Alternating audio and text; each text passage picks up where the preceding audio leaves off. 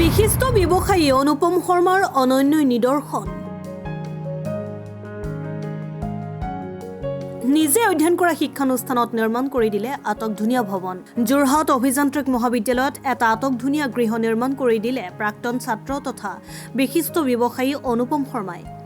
যোৰহাট অভিযান্ত্ৰিক মহাবিদ্যালয়ৰ প্ৰাক্তন ছাত্ৰ ছাত্ৰী সংস্থাৰ এটা কাৰ্যালয় গৃহ নিৰ্মাণ কৰি অনুদান হিচাপে আগবঢ়ালে প্ৰাক্তন ছাত্ৰ বিশিষ্ট ব্যৱসায়ী তথা অনুপম নিৰ্মাণ প্ৰাইভেট লিমিটেডৰ পৰিচালন সঞ্চালক অনুপম শৰ্মাই।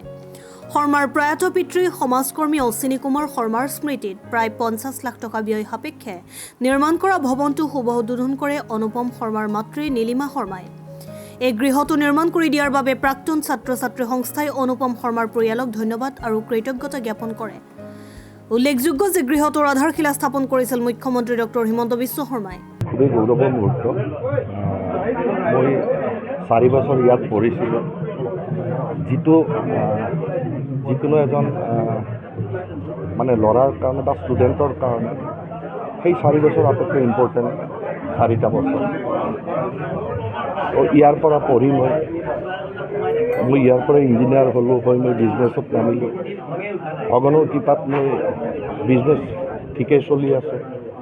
আৰু এলুমনি এছ'চিয়েশ্যনে বা আমাৰ আগৰ প্ৰিন্সিপাল ৰীতা বাইদেউৰ ৰিকুৱেষ্টত তেওঁলোকে ৰিকুৱেষ্ট কৰিলে কি মই কলেজখনৰ কাৰণে কিবা এটা কৰাটো তেওঁলোকে বিচাৰে। মই ভাবিলোঁ যে মই যিহেতু ভগৱানে মোক সেইখিনি সক্ষম কৰি দিছে, তো মই এলুমনি এছ'চিয়েশ্যনৰ এই ভৱনটো মই নিৰ্মাণ কৰি দিলোঁ। আৰু মই দেউতাৰ প্ৰয়াত দেউতাৰ নামত মই এইটো কলেজক উৎসৰ্গা কৰিলোঁ। আৰু মই আশা কৰিছোঁ এই এলুমনি এছ'চিয়েশ্যনে আমাৰ যিমানখিনি আহিব লগা যিমানখিনি তাৰমানে পাছ কৰিব লগা ষ্টুডেণ্ট আছে সকলোৰে কাৰণে ভালৰ কাৰণে যাতে কাম কৰি যাব পাৰে, সেইটোৱে মই আশা কৰোঁ। মই আজি মাৰ দ্বাৰা এই ভৱনটো মই উদ্বোধন কৰি মই কলেজৰ বা এলুমনি এছ'চিয়েশ্যন আজি অৰ্পণ কৰিলোঁ।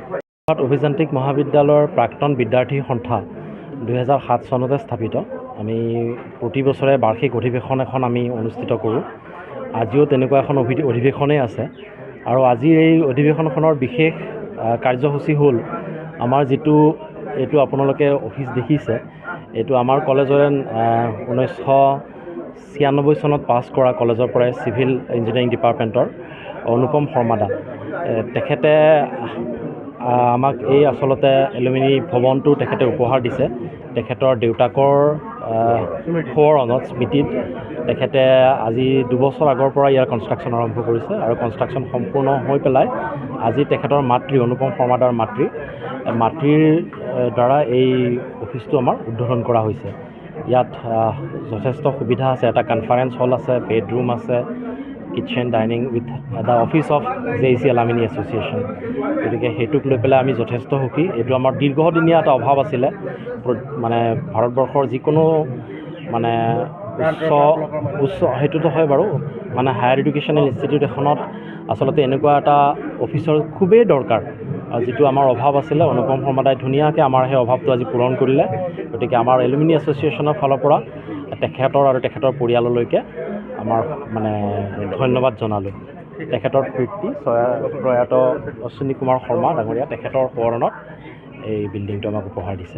যোৰহাটৰ পৰা পৰাণ মেধিৰ ৰিপৰ্ট, অসম টাইম। ৰাইজৰ কণ্ঠ অসম টাইম।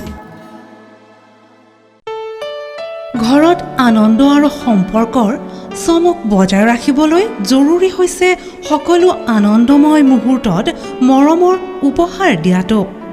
সেইবাবে মধুশ্ৰী জুৱেলাৰ্ছে আনিছে সকলো ৰঙীন ক্ষণৰ বাবে বিশেষ গহনা।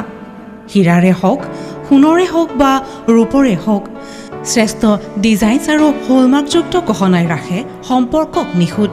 তেনেহ'লে আজিয়ে আনক আনন্দ মধুশ্ৰী জুৱেলাৰ্ছৰ সৈতে। যোগাযোগ কৰক 7028000341 নাইবা ভিজিট কৰক LNB ৰোড, নলবাৰী, অসম।